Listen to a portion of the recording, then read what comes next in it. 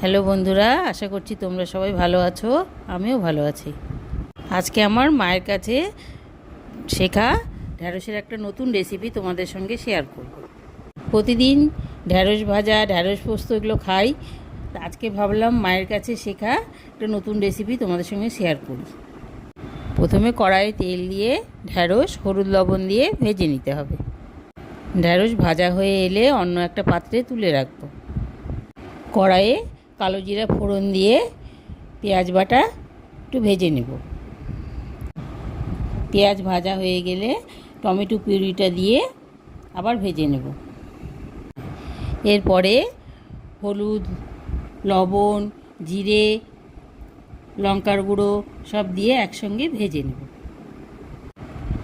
মশলাটা ভাজা ভাজা হয়ে এলে আগে থেকে ভেজে রাখা ঢ্যাঁড়স দিয়ে দেব।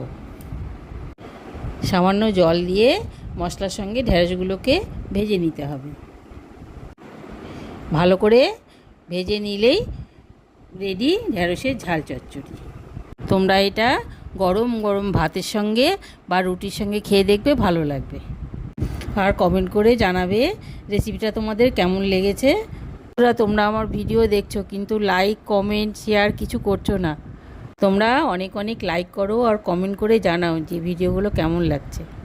আর কমেন্ট করে জানাও তোমরা কোন কোন রেসিপি দেখতে চাও। আর আমার ভিডিওগুলো অবশ্যই তোমাদের বন্ধুদের সঙ্গে শেয়ার করো। আর আমার চ্যানেলটিকে অবশ্যই সাবস্ক্রাইব করে দাও।